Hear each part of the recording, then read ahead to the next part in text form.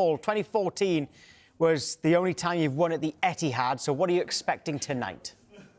Well, I was going to say, I'm hoping that they're going to channel the inner 2014. So under Pardew, we sent a very reserve-looking, patched-up squad, and that's what we've got tonight, down to the Etihad, and somehow, somewhere, we got a famous 2-0 victory down there. But since then, it has not been a happy hunting ground. So I'm expecting us to have not much of the ball, to be chasing it, but we've got to be able to take our chances. You know, that second goal right at the end of the game, I was at St James's Park, and it did feel like it was the ultimate sort of low blow, just to leave it on that.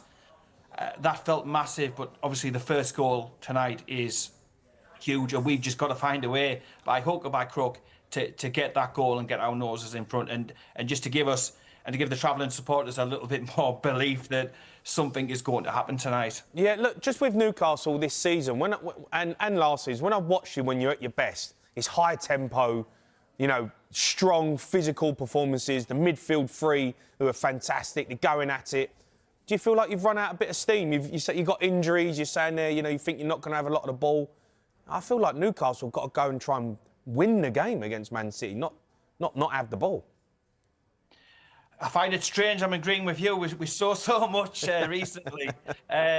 Look, the midfield three, we won't have them available tonight. No. Again, injuries are. I mean, we've got 3 fit central midfielders. We've got 4 fit defenders who will form the defence, you know, regardless.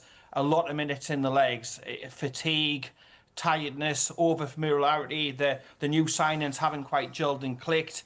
You know, we haven't made signings in January. I'm hoping some of the signings that we made in the summer come good. We have had some success stories, but it's just a whole huge amount of different things all going off at once that sort of making this season not terrible, because I've sat through the Ashley years and the years before it, and even pre-Keegan, but it's just 1 step forward, 2 step back, you know, all the time type job. Yeah. So, did you expect to do more in January, given that you are still in 4 competitions and you've just called your side patched up? I was gobsmacked, absolutely and utterly gobsmacked. I keep having to remind people around us at St James's Park, when we're playing the Manchester Cities of the world, it's like, it's 2 Champions League clubs, yet they go out and spend tens of millions of pounds on 2 quality, great reinforcements for them, fair credit to them, fair play to them.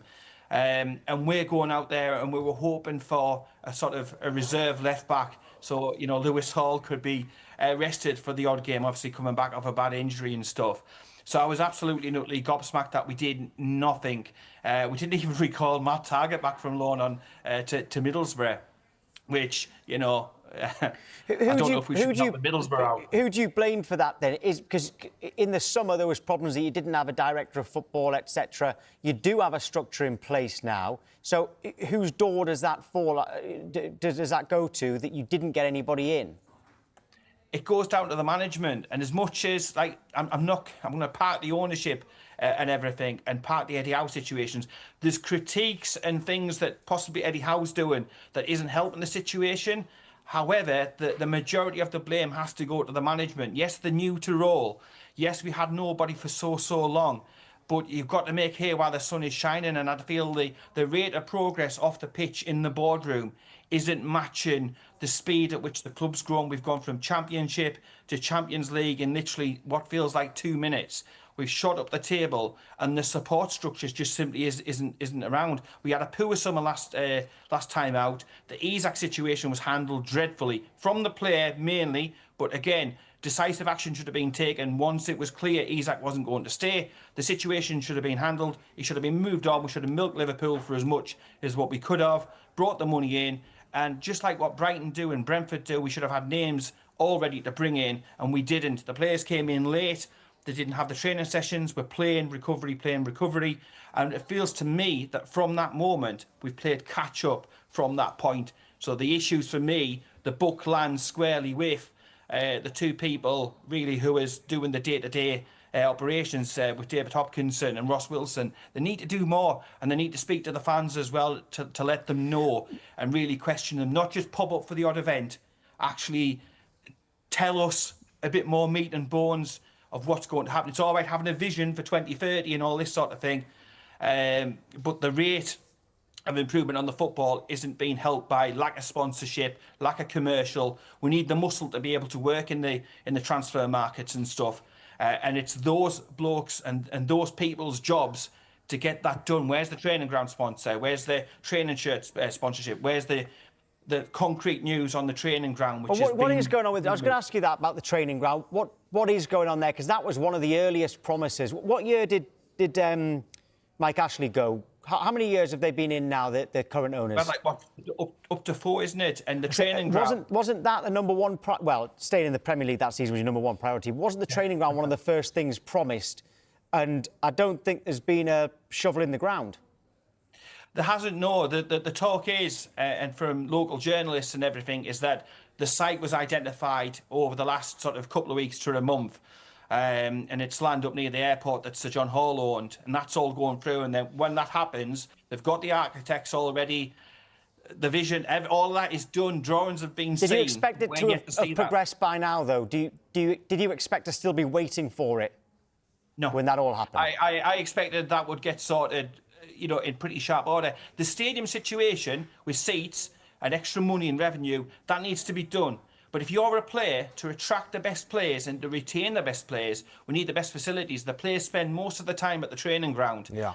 Now, under the Ashley days, it looked like a retirement home, a bungalow, wheelie bins, for ice baths. It was tragic for all those Mike Ashley people who stick up for him. That was the reality of it. Now, they have put money into the current site, but you're putting lipstick on a pig. What we need is the new training ground.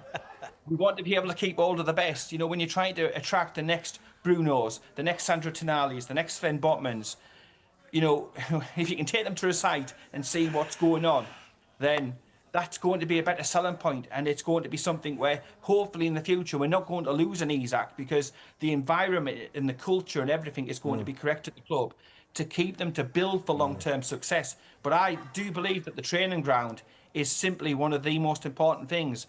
And it just seems to me you get little things drip-fed out to you, lack of transfers, drip a little bit about the training ground or something, to sort of distract and show us something shiny. Can't change the weather up there, though, can you? Can't change the weather. There's nothing wrong with the weather up there. It's freezing cold, mate. You got sunny London. Hey, Paul knows. You got a bit of Bournemouth. Paul knows. Hey, the big beaches. Jamie, we're going to fall out. Bournemouth can't cope with the beaches up there. The beaches up there are better, aren't they, Paul? No doubt about it. And just finally, in terms of what makes it, I'll use the word acceptable, but you could say good, whatever you want. What would make this a good season between now and the end of May? You know it, I know it. Every Geordie knows it. Every Macklin probably knows it as well. It's beating Sunderland. Beating Sunderland is number one. Finishing in some sort of European competition, whether that's the Europa League, Champions League, Conference League, I don't care what competition it is, but we want to be ideally in some sort of European competition. And of course, beating the old enemy and setting the record straight, because I've heard nothing but grief since that game. That would go, that would be absolutely, sweet. Anything else is a massive bonus. I'd love to defend the League Cup. I've got all the merch behind me and stuff like that. It was, such a day. So, I'd like to get to the League Cup final. It's going to be a difficult task, but everything crossed for tonight. Well, do you know, if you win tonight, you know the date of the final, don't you? Oh, I know it's coming up. It's on the calendar, behind us, and I know the date. Well, it's Derby Day. That would be the final. Yeah. So can you imagine Northumbria Police's panic if Newcastle Sunderland has to be rearranged to an evening game? Absolutely great. Imagine under the lights, St James's Park. There's absolutely nowhere better. Yeah, I know, but I don't think we're going to be allowed a derby in the evening with our tendencies up there. But the 22nd of March would be the final if you get through tonight. Best of luck. Fingers crossed. Thank you. Take care. Right, Steve.